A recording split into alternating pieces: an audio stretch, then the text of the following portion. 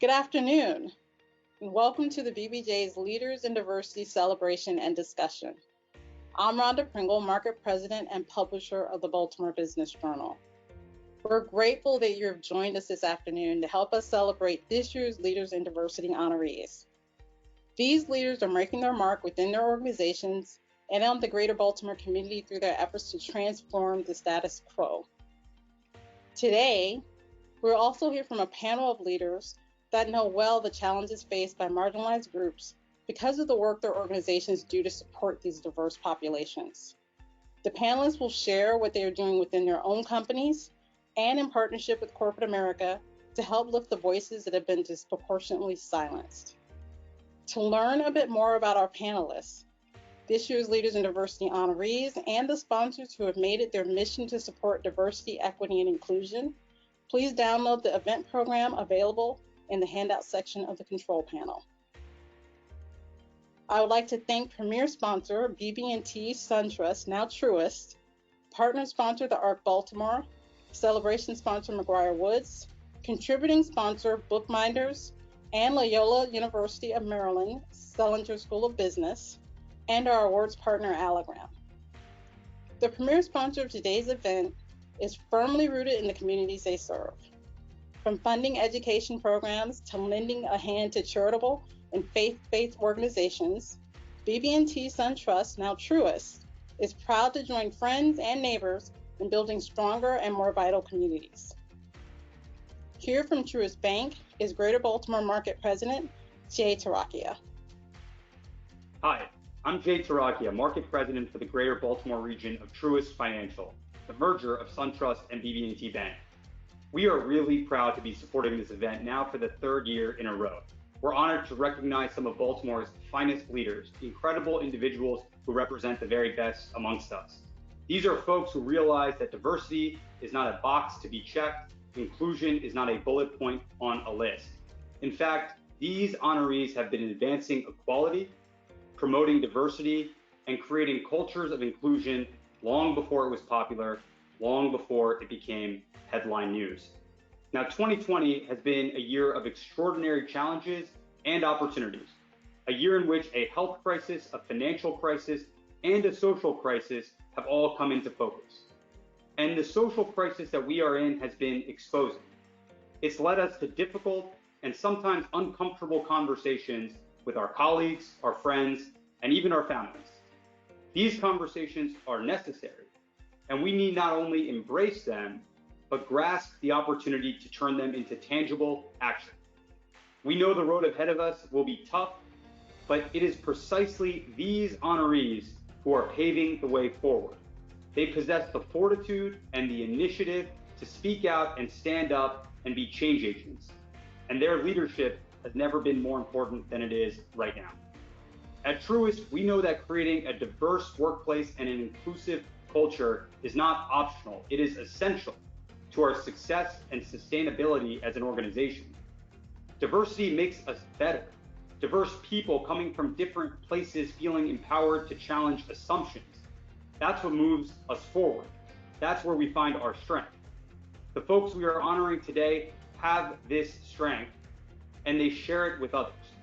So we are proud to celebrate them and recognize them and this very special achievement. We hope you enjoyed the discussion this afternoon, and congratulations again to all the 2020 honorees. Enjoy the program. Thank you, Jay. We're thankful for your continued support of this program. Now it's time to honor and spotlight this year's Leaders in Diversity. Please feel free to use shout-outs via our question panel in order to show your support of our honorees. And don't forget to use the hashtag BaltBizEvent on any social media post congratulating your favorite Leaders in Diversity honorees.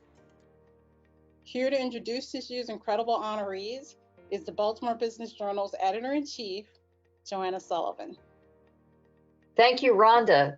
Good afternoon, and welcome to the Baltimore Business Journal's Leaders in Diversity Awards. When we conceived of Leaders in Diversity, we never imagined the massive upheaval overtaking the nation after the tragic deaths of George Floyd and Breonna Taylor. It's been a call to arms for many people, including business leaders. But for our Leaders in Diversity, equality and inclusion has been a lifelong goal and remains a top priority. The BBJ's editorial staff chose our honorees from a slew of nominations. We looked for people who were making inroads in creating a more diverse and inclusive business community. These are our winners. Franklin Baker's career path has taken many twists and turns. The president and CEO of the United Way of Central Maryland was born and raised in San Bernardino, California. He came east to attend Howard University in the mid-1980s and never looked back. His first gig was a sales job, after which he migrated into healthcare. Before coming to the United Way, he was an executive at Humana. Baker's philosophy is that if leadership is not committed to inclusion, it really doesn't go anywhere. He believes leadership must be engaged and it must be signaled. Please congratulate Franklin Baker. Hello, this is Franklin Baker, President and CEO of United Way of Central Maryland. Thank you, BBJ, so very much for affirming the work of equity, diversity, and inclusion in our organization. We strive every day to live these verities. It's so important for all of us to embrace this important work. Thank you again. Jason Bass, the CEO of Night Brunch and Kiss Tomorrow Hello, one of Baltimore's most inclusive events, grew out of a friendship. On trips around the country and sometimes abroad, close friends Jason Bass and Ryan Rhodes kept finding experiences that they weren't seeing at home. In 2018, the two started the Night Brunch to fill the gap. The event series focused on music, drinks, and food, and also set out to bring together people from around the city across divides like race and class to a place where everyone would feel comfortable. Please congratulate Jason Bass. Hey, I'd like to say thank you to the Baltimore Business Journal for giving me the 2020 Leaders in Diversity Award. This is something I'm extremely grateful for and humbled by. May we all kind of celebrate this moment of inclusion and not exclusion, and all be better for it. So thanks again. I'm amongst an amazing group of people, and can't wait to celebrate with you all in person. Peace. Aaron Copeland said his teachers mislabeled him early on and sent him to special education classes. It was one of the reasons he chose to establish Aligned Staffing, a firm that places educators, social workers, behavioral health professionals, and special education workers into jobs. The 22-year-old company has nearly 40 employees who are diverse across gender and age, with 90% of the staff comprising minorities. He says that has been key to understanding the employees and the children his company serves. Please congratulate Aaron Copeland, CEO of Aligned Staffing. I'd first like to extend a sincere thank you to the Baltimore Business Journal for this honor and for bringing us together to celebrate the significance of diversity. We all know that without embracing diversity, inequalities will continue. I've witnessed them firsthand, particularly in education as a young child. That's why I started Aligned Staffing more than 20 years ago. The essence of our mission to this day is to help one person who will help their family and in turn help their community. As business leaders, I think we can all admit it's been one heck of a year, but embracing change, even when it's not easy, will lead to a better future. The incredible work you've been doing all along shows that change is possible and it's going to be good. To my fellow award winners, congratulations. I look forward to staying in touch, and let's keep it up. Stephanie Sue, co-organizer of the Chinatown Collective. The Chinatown Collective last year brought about 20,000 people to Baltimore's downtown to experience Asian and Asian American foods, music, art, and culture at its second annual Charm City Night Market Festival. But for organizer Stephanie Sue, this one night is only the first step in a much larger conversation. She hopes to ultimately create more of a cultural exchange between her community and others in the city, rather than a one-way experience. Please congratulate Stephanie Sue.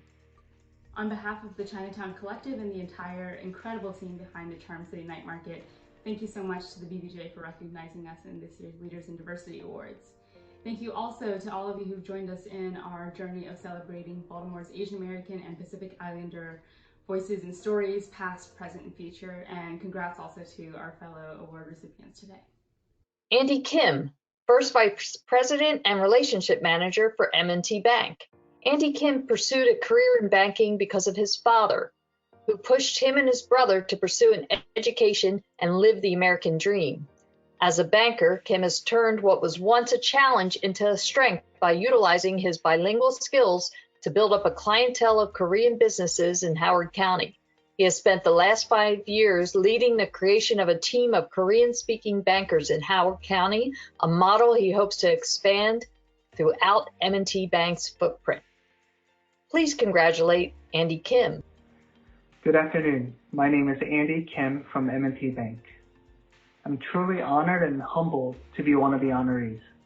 As an immigrant from Korea, father of 3 children, this recognition means so much to me. I would like to thank M&T Bank for encouraging me and empowering me to go above and beyond to promote diversity within the community that I serve. And thank you so much for this recognition. Thank you. Ava Elias Booker, partner McGuire Woods.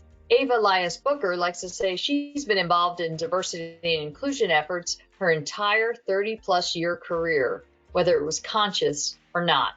Elias Booker was one of the first African Americans to become an associate at a major Maryland law firm when she was hired at what would become Saul Ewing. Less than a decade later, she became one of the first African American women in the state to make partner at a major firm. She moved to McGuire Woods in 2004, where she leads the firm's Diversity and Inclusion Committee. Please congratulate Ava Elias Booker. Hi, I am Ava Elias Booker from McGuire Woods. Thank you to the Baltimore Business Journal for this award. I am honored to be included alongside so many respected leaders who are doing important work to make diversity, inclusion, and racial justice a priority for Baltimore and beyond. As chair of the Diversity and Inclusion Committee at McGuire Woods, I work every day to implement strong initiatives that recruit, retain, and promote lawyers of color, women, and LGBTQ+ lawyers. And as a firm, McGuire Woods is committed to leading the way in the fight for racial justice and equity as we strive to effect meaningful, long-lasting change. We at McGuire Woods look forward to continuing this important work. Thank you again for this honor. Jennifer Maranya, Director of Broadmead. Jennifer knew she wanted to pursue a career in diversity education after her first diversity training session as a resident assistant in college. She was born and raised in California after her parents emigrated from the Philippines. Today, she has more than 20 years of experience of diversity-related work and serves as the inaugural Director of Diversity for Broadmead in Cockeysville. She's one of only 2 directors of diversity in the industry across the country, as far as she knows. So please congratulate Jennifer. Hi, I'm Dr. Jennifer Jimenez Maranya, Director of Diversity and Inclusion at Broadmead. At Broadmead, we know that we are all in this together. We know that our diversity, equity, and inclusion journey takes all of us. So it's thanks to my phenomenal colleagues at Broadmead, the residents, and the board that this award is possible. Thank you to the Baltimore Business Journal for this recognition, and congratulations to all the recipients. Michael Martirano, Superintendent, Howard County Public Schools. It took 10 months in a divisive, at times ugly debate, but Howard County's Board of Education approved a plan late last year to tackle inequities and reduce overcrowding through school redistricting. The move, approved by the board in November, will relocate more than 5,400 students to other schools. If the superintendent had his way, the plan would have been even more sweeping. Please congratulate Michael Martirano. Thank you for this wonderful honor that acknowledges the very important work in the Howard County Public School system. Now more than ever, we must all work together around the area of diversity, equity, and inclusion to ensure that all of our staff members and students are fully accepted. Robin Murphy, Director of Communications and Strategic Partnerships, Baltimore Center Stage. The theater can only be perceived as a stuffy and formal place out of reach for everyday people. As Director of Communications and Strategic Partnerships for Baltimore Center Stage, Robin Murphy is pushing back against that stigma to help ensure people of all backgrounds feel welcome at the downtown theater. Please congratulate Robin Murphy. Hi, I'm Robin Murphy. I am deeply grateful to have been selected and acknowledged for my work in the space of diversity by the Baltimore Business Journal. When I received this award, it feels like it was many moons ago. It was certainly before George Floyd died, and it was definitely before COVID-19 had such a firm grip on our society in this country. And those things have really highlighted and amplified the need for leveling the playing field and for opening our eyes to being inclusive to marginalized communities and marginalized folk and what we can do to level the playing field. I am eternally grateful that you thought of me and the little small work that I do in this space, but I'm going to continue to walk the walk because I think that's important.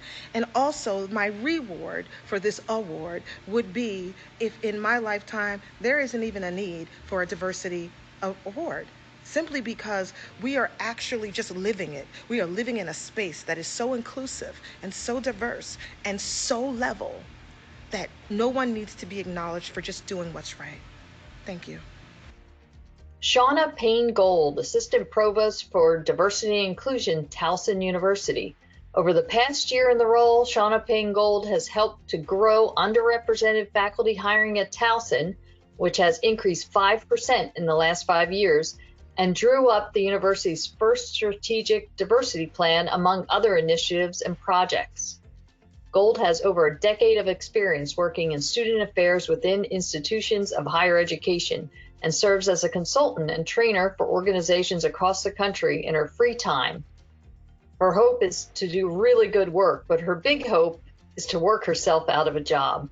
Please congratulate Shauna Payne Gold. Hello, I am so grateful and honored to be able to spend this time with you just to thank you, to thank the Baltimore Business Journal for this Leaders in Diversity 2020 award. I'm grateful to Tara Taylor, who served as an ally to me. I'm so grateful for previous supervisors like Cedric Rucker, a Dean of Students, as well as Dr. Christopher Lester, who has also been a leader in shaping and mentoring students, especially in higher education. So thank you so much for this great award. I look forward to many, many years of work within diversity, equity, and inclusion work in Baltimore and the surrounding area. Thank you. Mark Riccobono, President, National Federation of the Blind. Mark Riccobono said he's driven to help the blind. First and foremost is because he lives the experience. As a blind person, he understands at a very personal level the low expectations blind people face, the barriers that hold them back, and he's driven by the recognition on a daily basis of how much untapped potential there is about blind people. So please congratulate Mark Riccobono. Thank you to the Baltimore Business Journal for this recognition, and it's an honor to be part of the 2020 Leaders in Diversity.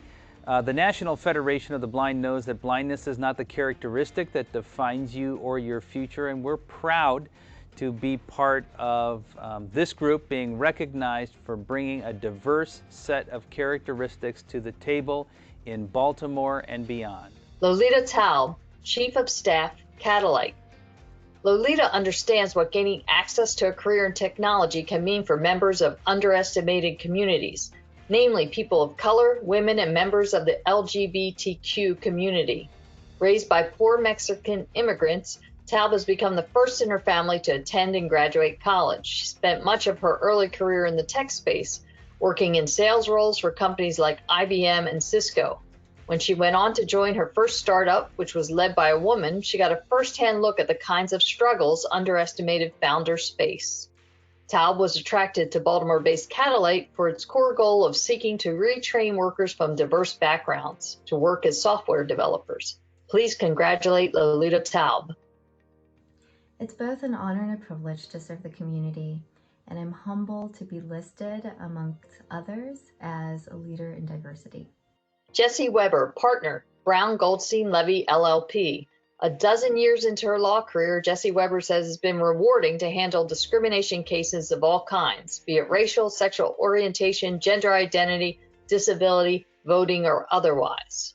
Among her best-known ones was a case involving an African-American Hooters server who was fired for having blonde highlights in her hair.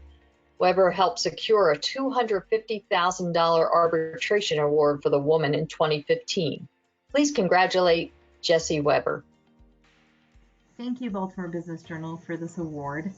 It's made even more special by the company I'm in. It's been wonderful reading up on the important work my fellow honorees have been doing, and it's been really heartening during these times. Hopefully we can all meet in person in the not too distant future. In the meantime, thanks so much, and keep up the great work, everyone. Congratulations to all of our honorees. You can read more about them in the Baltimore Business Journal and baltimorebusinessjournal.com. Rhonda, back to you. Thank you, Joanna, and congratulations again to all of our honorees. We look forward to your continued leadership in the DE&I space. And now, to lead us in a discussion that has certainly taken center stage in meeting rooms, boardrooms, and living rooms, let me introduce this year's panel. Joining us today, we have Marco Avila with the Maryland Hispanic Chamber of Commerce. Marco is a professional engineer with WSP Parsons Brinckerhoff and became chairman and president of the chamber in 2019. The chamber has about 300 members statewide and is a leading advocate for members of Hispanic business community in Maryland. Hi, Marco. Good morning. Next, we have Dave Emery, CEO and founder of Emery, one of the largest LGBT-owned businesses in Greater Baltimore. Dave is also a co-founder of the Maryland LGBT Chamber of Commerce. The chamber now has almost 200 members just 3 years after it was founded. Hi, Dave. Hello. We also have Executive Director and CEO of HASA, Aaron Stouter. HASA is a nonprofit based in Baltimore that advocates for people with hearing and speech challenges, as well as those who have difficulty communicating due to sensory disorders such as autism. Through her work with HASA, Erin helped to launch Hearing Hospitality, a program that works with restaurants to educate managers, hosts, servers, and other staff about ways they can accommodate guests who are hard of hearing. Hi, Erin. Good morning. And finally, we have David Wilson, president of Morgan State University, the largest HBCU in Maryland. Since taking over as president a decade ago, Wilson has helped raise the historically Black university's profile in Baltimore through a massive campaign to renovate its campus and by building up its reputation as a top public research school. Hi, David. Hello, Rhonda. I am so glad to see all of you. Wish I was with you in person, but so excited to get this discussion started. So thank you all for agreeing to join us. And we're going to jump right in because we have a lot to talk about. So during our lockdown, we saw a number of issues come to light. We're learning how to work from home. We're watching small businesses shutter, and hopefully they will return. And we're seeing what used to be this thriving space where we gather together, sort of all go in lockdown mode. One of the things that has happened is that this conversation about diversity and certainly equity is just now what everybody is talking about. So I want to start with how that conversation is changing. So how have those conversations in your own organization changed over the past few months as it relates to diversity and inclusion? And I want to start, Dave, with you. How has that conversation changed? Thanks. First, thanks for hosting this panel. I think part of DE&I is discussing in the first place and getting people around the table. And this is a really important contribution to that. I come at DE&I through with kind of three lenses. First, CEO of a 165-person firm. Second, is a gay man. And three, as an empathetic ally to the other organizations. And I tell you, my hope is, by discussing this, we can all increase our allyship even more. I believe that DE&I is the right thing to do. It's an important thing. And also, we view it at our company as a differentiator. To your question about what's changed, I think it's become more important for all of us, for the world we live in, and for us as business people to be paying attention to it. I think what's changed is people are looking at taking a strategic approach, not just one-off kind of things, but a plan. And third, people were talking the talk, Rhonda, but I think now they're learning that they need to walk the walk. And what I mean by that is that we need to set goals, we need to set numbers, and we need to talk about those internally and externally. So Erin, why don't you talk to me? I know you also not only just in working with your own staff, but in working with your corporate partners. Tell me how the conversation around diversity and equity has changed. So, first of all, I want to, like Dave, say thank you for having me here and having this conversation because I do think it's even more significant now than ever before. And when I think about our own work at my organization, historically, there's been a ton of intersectionality between civil rights and disability rights. And as we've looked at humans as humans, people in the positions of power have been able to recognize that there's an overlap in the civil rights space and the disabilities rights space. But what's changed for us recently is that instead of focusing externally on advocating for and treating individuals with communication impairments, we're having to focus internally and investigating what responsibility we have as both an ally and an employer in the region. And that's been the major shift that we've seen in the past 6 months. David, how about you? First of all, let me join the others and thank the Baltimore Business Journal and you, Rhonda, for having this very important conversation.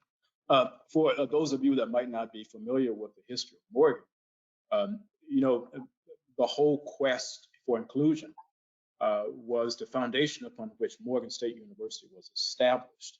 And it was really an intent to ensure that the American Constitution was really living up to the ideals embedded in it. And so in the early 1940s, late 1940s, students here at Morgan realized that their voices were not being heard. They were being denied certain kinds of opportunities to shop in restaurants, shop in stores where others were shopping. And so they said, this is not right. And they ended up staging a college sit-in movement in the Northwood Shopping Center, which is right across the street from us. And individuals don't know, perhaps, that was the first college sit-in movement in America. It started right here in Baltimore at Morgan State, not in Greensboro, North Carolina. And so we have always been, if you will, having this dialogue, having this conversation about what it really means to be an inclusive institution, what it means to be an inclusive city, what it means to be an inclusive state, and what it means to be an inclusive nation. However, things really reached a crescendo, even in this space, after the murder of Mr. Floyd. And I saw on this campus, you know, hundreds, thousands of individuals come together across every single dimension possible, across race, sexuality. It was unbelievable. And what happened there was that there was this kind of reckoning in this space, and I participated in that march, and it was tearful, it was painful. But what I took away from that was that everybody had come together because they were kind of holding the feelings of our young Black men here on campus in particular. And, you know, we have the largest number of young Black males on a residential campus in the Baltimore area. And I was so struck by this diversity of voices coming together saying, we feel your pain, and we don't think this is right. And so that has led to our putting on what would be a year-long seminar here at Morgan called From Teal to Floyd.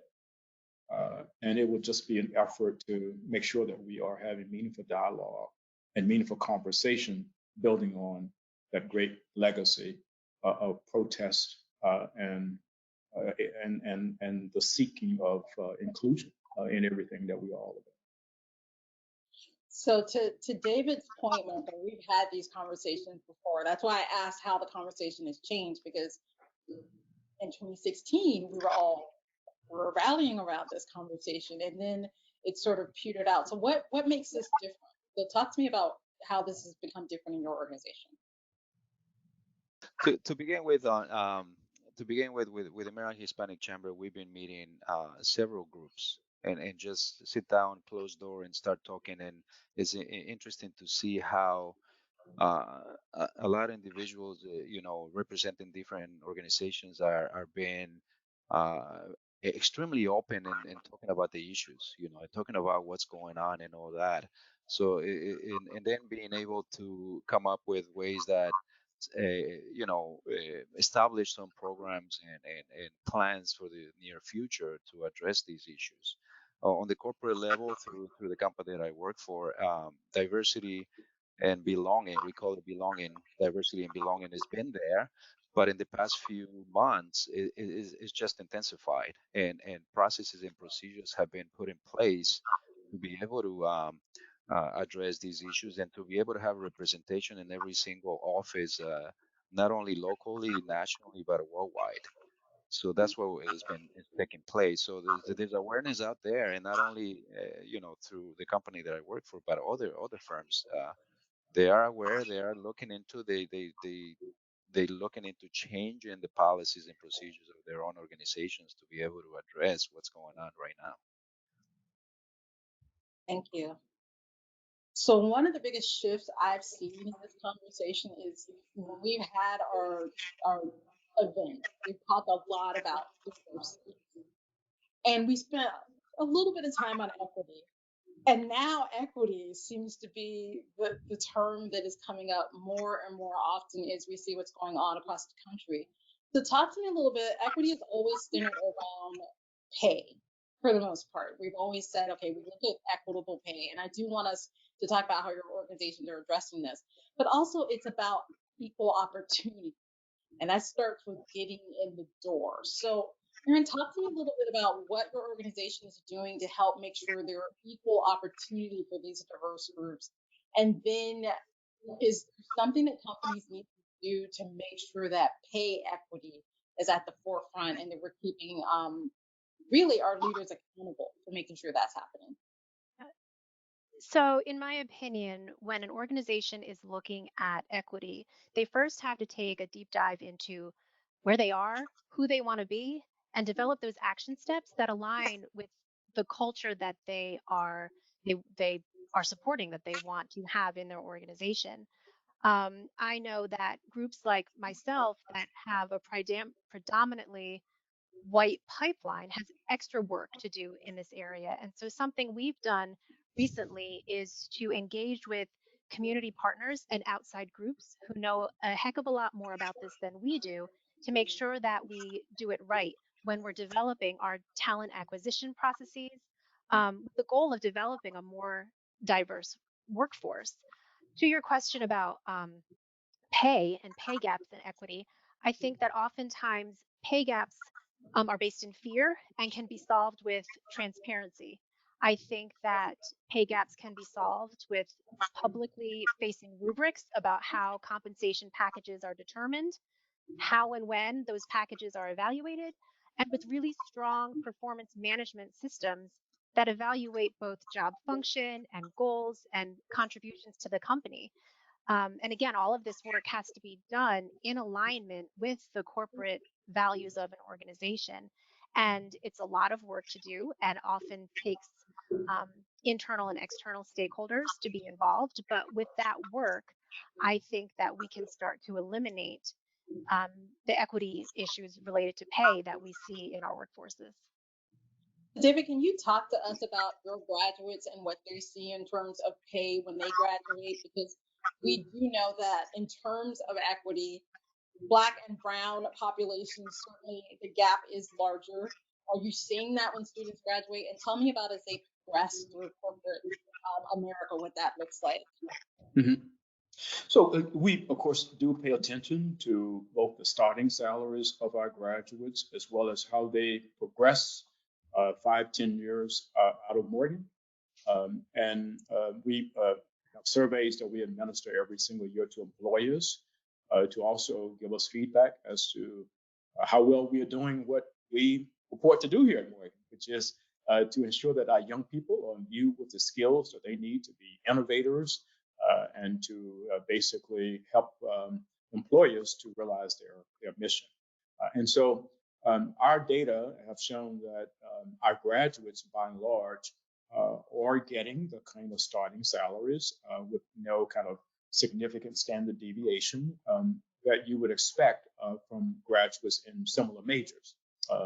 Now, of course, there is some bias there when you look at the Ivy League and some other institutions. As a matter of fact, I was reading an article this morning in the Washington Monthly where they were looking, for the very first time, they came up with a new category of ranking institutions, Rhonda, and it was, okay, we're going to look at the majors that Black students most likely major in and the starting salaries of those institutions, of those graduates. And sure enough, you have a kind of a bias toward the Ivy League. But for the most part, our graduates are able to get employment in the fields where they majored with no appreciable standard deviation difference in terms of salaries. Now, we several years ago had a national economist from Rutgers University to present some data to a group of HBCU presidents on how Black graduates were progressing through the private sector for the most part, both upon initial graduation from institutions, and then they looked at them a little bit later, in the late 20s, early 30s. And that is really where, whether you had really gone to an historically Black college or a traditionally white institution, you began to see some differential there. And something was going on with regard to the environment where those graduates found themselves. And so we had some really rich discussions about how we work with corporations to make sure that based on some of the things that Erwin and Dave and Marco have already said, that we are kind of maybe sometimes bringing before them implicit bias that they may not know. And here's sort of what we're picking up from our own graduates and how do we have this kind of conversation. I do want to applaud all of the panelists here, but of course, with Dave, he has employed several of our interns here at Morgan. And I think that's a great way to have graduates from places like Morgan to come into your company early on, kind of figure out the culture you are exposed, perhaps to that you had not been before. And I think so long as we continue down that path, we'll see as these graduates, kind of turn the corner in their 30s, and they are now in a position where they can be promoted. They've done everything the company has asked them to do, that the implicit bias will be eroded.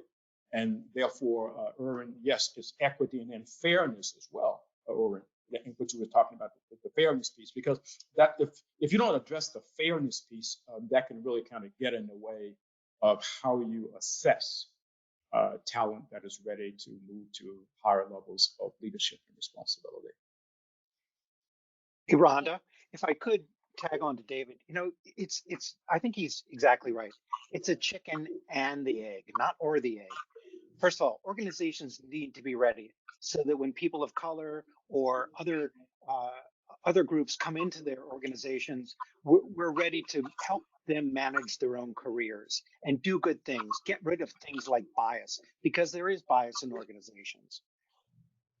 In addition, we need to make sure that the pipeline is robust so that these great folks are coming in either as interns, as we work with Morgan. We also work with the Society of Black Journalists on the West Coast to get their folks into our LA office, so that we're creating our own pipeline.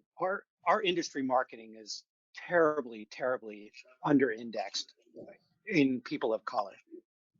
We're not going to be able to change that overnight ourselves, but we have a responsibility, and pipeline is where we're starting.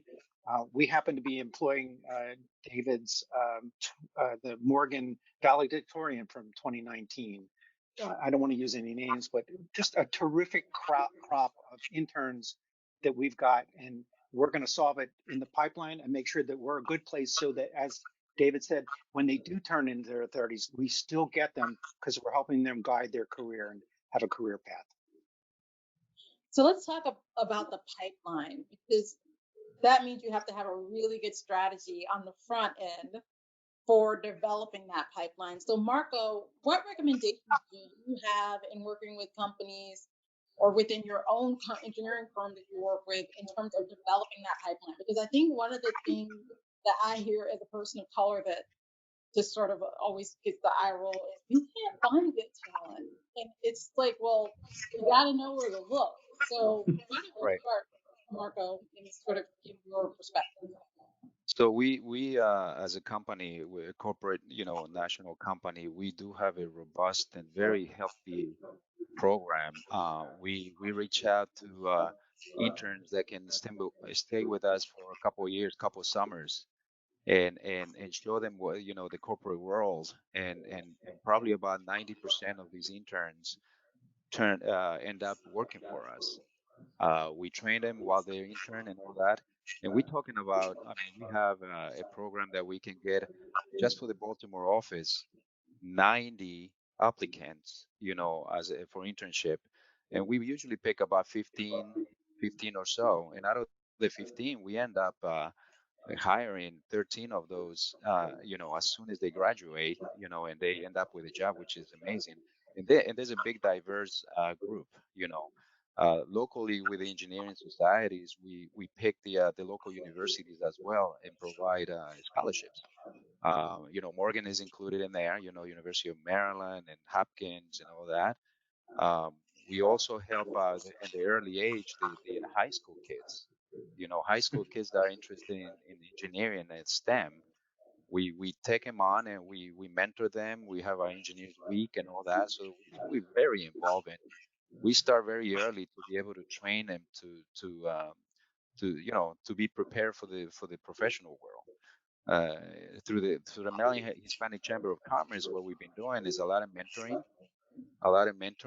of education, and trying to make sure that the small businesses have the knowledge to be able to be included in programs. Programs that like state programs or local programs. Some people don't know about it, and we need to make sure that they're aware of all these programs. So that's what we've been doing from this side of the world. So Aaron, talk to me about how you have a robust pipeline. I always say that, the definition of insanity is doing the same thing over and over again. It's expecting different results. So if your pipeline hasn't been growing and you've been doing the same thing, it's hard to get that diversity. So what are you doing in your organization that sort of amps it up? Yeah. So I referenced the fact that we have some major pipeline issues in our fields of speech language pathology, audiology, and special education, which kind of stem down to educational issues at the elementary level and the high school and the tracking issues that sometimes come into play. And so something that we've done at our nonprofit is partner with other nonprofits that do workforce development relationships or do youth after school programs to try and get a different sort of candidate interested in our field and then provide them with internships, educational materials, training, everything that everyone else has already referenced at a at that high school age, maybe even middle school, the formative years, to say these are fields that are lucrative. These are fields that you will always have a job. We want you, you want us, come on in. And it's about getting to candidates, not when they're coming out of college, because for us, that's too late. Because we are, not unlike Marco, we are degrees that require professional certification and licensure and a specific sort of trade oriented professional collegiate training. And so for us as a nonprofit, we have made those commitments to partnering with other groups who can give us access to different community groups so that we can promote our own profession and say there is value and need for diversity and representation in our field, and this is what we got. To Dave's point, we can't fix it overnight, but if we can insert ourselves as professionals in those arenas earlier, we will see those outcomes in the next decade. And, I think we will be around to harvest the fruits of those labors.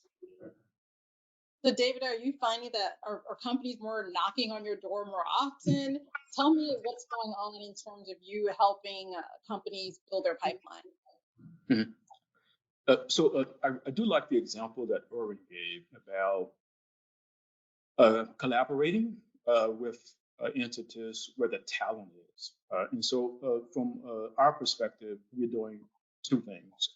We are reaching back to make sure that the pipeline to a place like Morgan is open. And so, pre-COVID, on the summer here at Morgan, I go outside and you would swear that we have 12 K through 12 schools here on the campus. Because we have, I mean, all of these young people who are coming to Morgan for 2 weeks, 3 weeks, and 4 weeks, and all of these different disciplines to keep that pipeline open.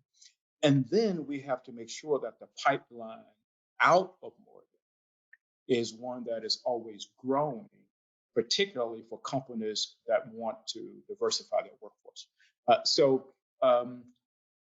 We started having conversations with corporate executives, CEOs in the Silicon Valley a few years back. Silicon Valley did not really employ Morgan students, no interns, et cetera. And we went out and we were having a conversation with the CEO of a leading corporation, one of the top 10 corporations in the country. And the first question that we asked the CEO was, did you fly all 5 of us, presidents, out here to have a real conversation or a polite conversation? Because if you wanted a polite conversation, we may as well go and get on a plane and go back home. And so that was 3 hours of, as my students would say, and I say in vernacular, the realest conversation that we've ever had. And during the course of that conversation, an analogy was used, which is, okay, so you want to diversify, whatever, Apple and Google and Facebook. I mean, our companies in Maryland already know how to establish those relationships. But you want to do it, if you will, by keeping your blinders on. And so they said, well, what does that mean? We said, well, just as Irwin indicated, you got to go to where the talent is. And so if you want to diversify your workforce and you are basically putting a kind of a blinder, if you will, on one eye, and you're only seeing perhaps half of the talent that's out there, and the other half you're not seeing, is the half that you need to diversify because you're not going to the places that is producing the talent, then how do you expect to get there? And so as a result, we have seen those corporations partner with Morgan significantly. We now have tons of students that are interning in these places because the so-called secret right now is out of the bag. It was never in the bag. It's just that many of the corporations, for whatever reason, they are conditioned to think about places in certain ways. And our responsibility is to get them to think about places in different kinds of ways. Thank you. One of the challenges we've had while we've all been working from home has been this one, isolated a little bit, but also it has been particularly challenging for women. So, Erin, I put you on the spot as the only woman on the panel. As far as women and working from home, there's certainly been the additional challenge because women typically serve the role of caregiver. How should companies work to make their working moms, women that are home, feel more supported right now? Well, I think first of all, it's ignoring little bobbleheads that pop up behind you when you're participating in panel discussions and tolerating that. I will say that one of my secrets that I was going to kind of get to at the end of my comments about this was bribery, and that obviously didn't work as well as I thought it would because there was some bribery so that I could have this quiet space to work, and that was obviously not as effective as I'd hoped. I will say that as an organization, our guiding principles at HASA are equity, integrity, and compassion. And when I was panicked in March, when we were trying to figure out what are we going to do?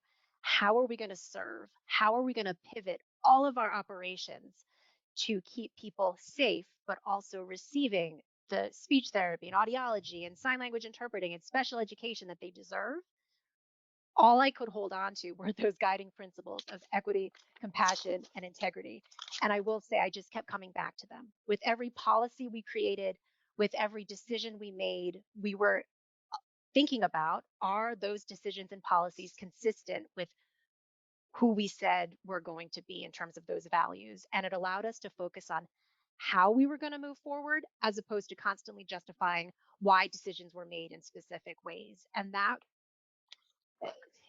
thank God for a strategic plan, and thank God for the core values that we could use as those decision-making tools, because it did allow us the freedom to have empathy for ourselves and for each other. Obviously, as a working mom, I have 2 school-age kids. That being in that situation allowed me to have that empathy. And I am personally carrying about 80% of the childcare burden right now. And to support my team, I've been very intentional about sharing resources, articles, strategies, activities, tips that I've found to be helpful. And I've been really honest with sharing my emotions with them, hoping that I'm setting the stage that they do the same with me, that they tell me what they need. If I'm telling them, hopefully I'm setting that it's a safe space for them to also tell me what they need, and also modeling that for their team. And I think that this is when modeling becomes extra important, both for my employers, my spouse, and my children, so that I can say, um, this is how I operate. And hopefully for my daughters, I'm being a role model. And hopefully for my husband, I'm being a professional model of things that he can bring into his workplace. And I'm just taking it as it comes, and being okay with that, being okay with sometimes giving my kids $1 and sending them to the pool snack bar so I can finish a call, and being okay with that. And I will say that prior to this, my type A personality would not have been okay. There should have been rules and structure and routine and schedules, and that's how we're going to survive this. And I think sometimes you have to throw some of that out the window and align yourself, your employee, your family with where you are right now, so that you can just say, we're together, and that's what matters. And I'm doing that at home, and I'm doing that in the workplace. So I apologize that you all just became my therapist in that answer, but that, I think, is something that we're talking about it. We're talking about it with our employees. What do you need? And I think hopefully my authenticity, and being able to have some of those shared experiences translates down to them also feeling and knowing that they are supported and feeling the same way. So that leads me this safe space conversation to my next question, which is how do we get all marginalized groups to feel like they can be a part of this deeper conversation? Because I do think it starts with feeling safe. So Dave, I want to start with you. So how do we ensure that marginalized groups feel represented in this conversation? I think it starts with some things that Aaron was just talking about: compassion and empathy. And where it ends up is allyship. If we don't understand what various people are thinking, if you've got people of color working with you, alongside you, for you, and a man is murdered in Minneapolis, and you can't pause and have a moment of empathy and understanding and say, how do you feel? How can I help? Then it's going to be difficult to be a leader today. So utilizing the compassion and empathy, and just being allies. I mean, all boats rise together. If we can't help one another as allies, then we're going to have problems, because we can't stand individually. We have to stand shoulder to shoulder with everyone, all of us, in society, and all boats are going to rise together. And I'm a firm believer that we need to help one another. So David, why don't you jump in here? I want to understand how you believe companies should make sure that these marginalized voices are heard. What advice would you give? I would advise to create opportunities for individuals to tell their personal stories. Um, I think we learn a lot just by hearing someone's personal journey and what they have experienced along the way. Because whether we think we have rinsed ourselves of that and whether we have are totally different thoughts. And we could very well have gone to this undergrad school, gone to this grad school, could be in a company in this position, but it took a certain path to get there.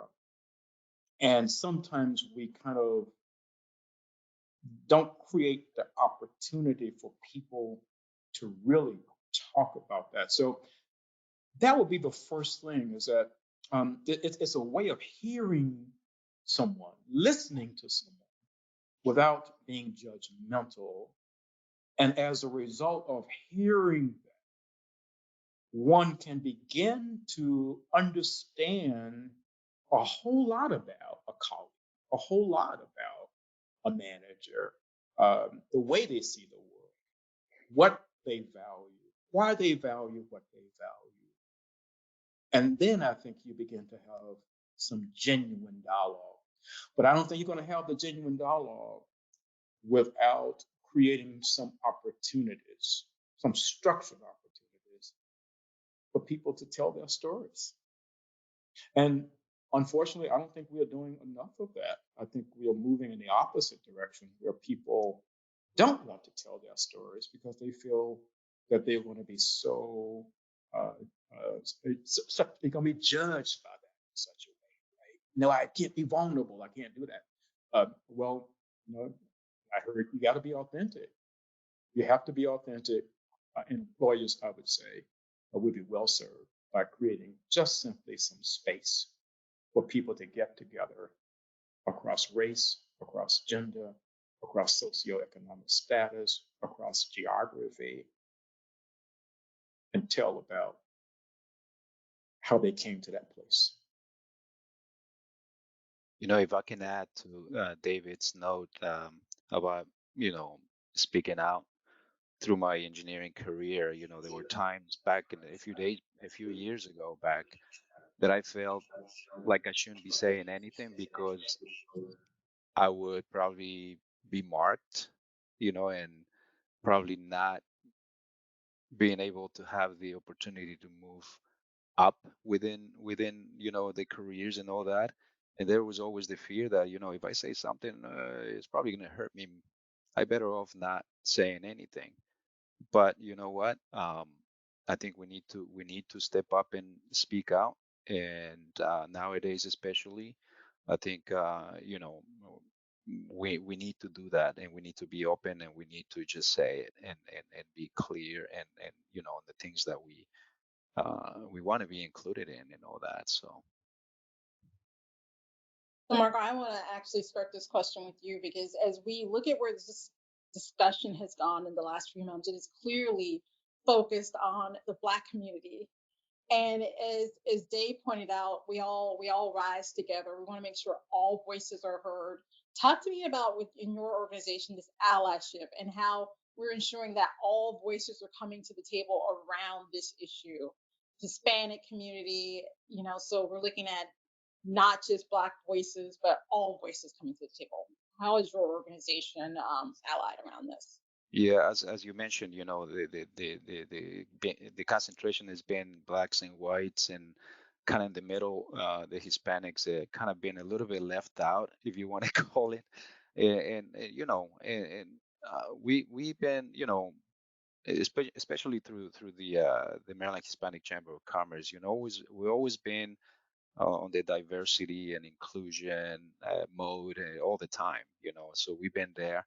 We're trying to come up with ways to be able to be counted simple things like we advocate in Annapolis, to make sure that there are programs for the Hispanic businesses and the Hispanic population to be included officially, like things with government contracts, that there are sub goals for minority firms, African American, Asian American, women owned, veterans, but there's nothing really for Hispanics. So we are trying to officially being able to submit applications to be able to be part of it and to be able to have the Hispanic businesses included in things that are happening in the state, in terms of opportunities and contracts and things like that. Um, on the corporate level, the other side of the coin, as I mentioned before, through individually, particularly the company that I work for, they've been aware of things that need to be done, and like I said, we putting together programs to make sure we include not only the black and white, but also other ethnic groups.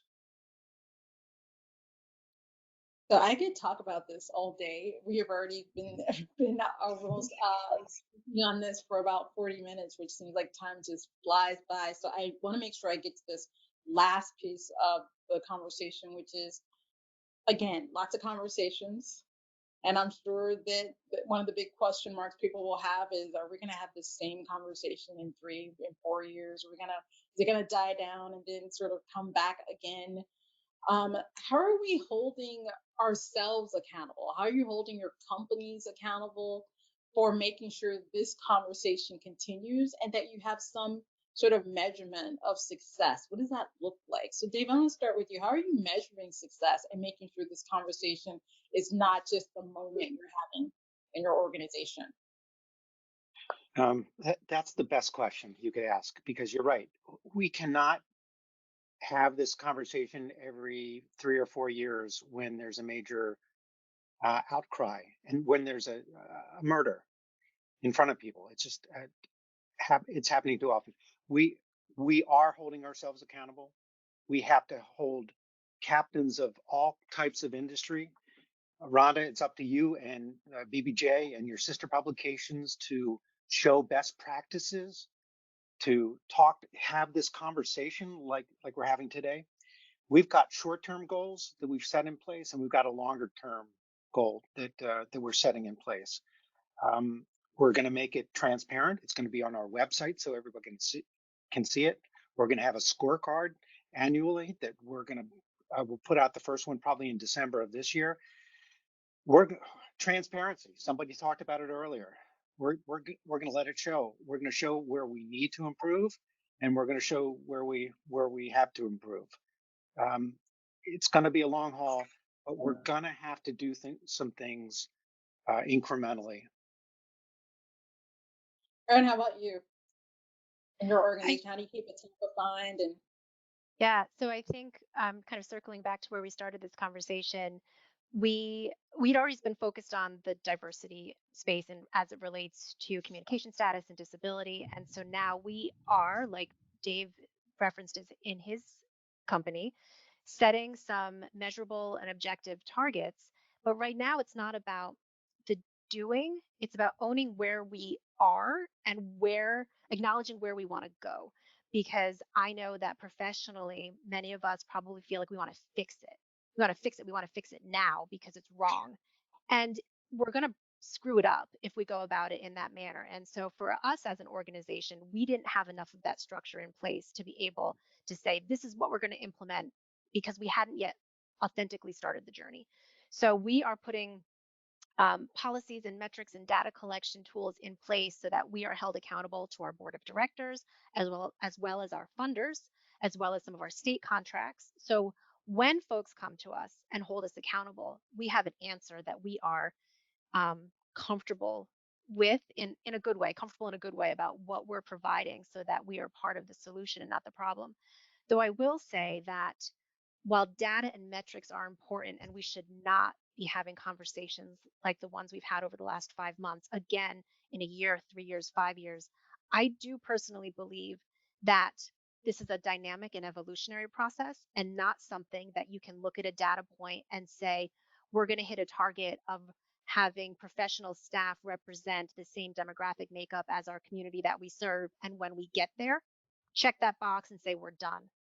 This should be a conversation that is constantly being had at organizations where they're evaluating what aspects of diversity and belonging, to I think use Marco's term, how are we ensuring that we are having a work environment where people belong? And I don't think we're ever going to be done, but hopefully the conversations become more preventative and strategic and not reacting to trauma, which is where we're at now. We have to move from that reaction to trauma into a more strategic, preventative space, not to use too clinical terms, but to create that foster or create the environment of belonging.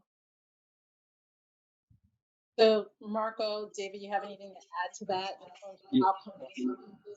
Absolutely. So, as Dave mentioned earlier, you gotta walk the walk, and I think every organization is gonna have these new programs and processes and procedures. Raise your hand and get involved. I think that's the key thing. Get involved, get into these programs, and become a leader. And because with that, you're gonna continue and maintaining all these new policies, procedures, new programs that are coming up and change things, and include new plans that can help this diversity and belonging, in the near future and in years to come. So I would just add to what has already been said, that I would hope that employers would take from this conversation perhaps three things that would lead us not to be having this conversation year over year over year. I think one is representation. I do think there's power in diversity of representation. And so a very good friend of mine is a member of the board of trustees of a top 20 university. And he said the university has a great statement about equity, diversity, and inclusion. And during one of the board meetings, he's asked a very simple question of the president. And the question was, do you have available in the next 10 minutes pictures of the top 50 leaders at the university? And the president said, yes. And he said, well, can you show them to me? And when he looked at the top 50, the image did not reflect the words. So I think the representation piece is important. It's important to have people in leadership positions who really do represent the businesses, the customers and the communities where you serve. A second is kind of culture bending, if you will, that we've been talking about. I love the whole notion of belonging, is to make sure that we listen to each other, that we create the spaces that we need so that all of us in employment are feeling that the place cares about us. This is a place where I belong. And if I sense that it cares about me, if I sense that I belong there, you really are going to get from me a level of productivity that you haven't really seen before. And then the last, I think, has to do with what I call investments. When you look at annual sales and how companies are investing or reinvesting, how do you ensure, that you invest or even reinvest in some entities that over time can create greater economic opportunities for those that are marginalized? And I think if you do some of that, well, then perhaps we begin to see a different path forward where this conversation is not as iterative as it has become. I want to thank all of you for your time. This has been a great discussion. I want to thank you for being allies and for the work that you're doing. And like you, I look forward to having a very different conversation, hopefully as soon as next year, that we're all talking about real substantial progress. And progress needs to be, as we've said before, not just talk, It needs to be visible. It needs to be something that we can all hang our hats on. And so I look forward to that with you. So once again, thank you for your time. Thank you. That concludes the Baltimore Business Journal's Leaders in Diversity Awards and discussion. For more about our Leaders in Diversity honorees, subscribers can visit our archives and search for the original issue run date on June 5th. We'll also have an event recap in next week's September 18th issue of the Baltimore Business Journal. I would like to thank premier sponsor BB&T SunTrust, now Truist, all of our other partner and contributing sponsors, and all of you for joining us. We look forward to seeing you in person. Until then, stay safe and enjoy the rest of your day.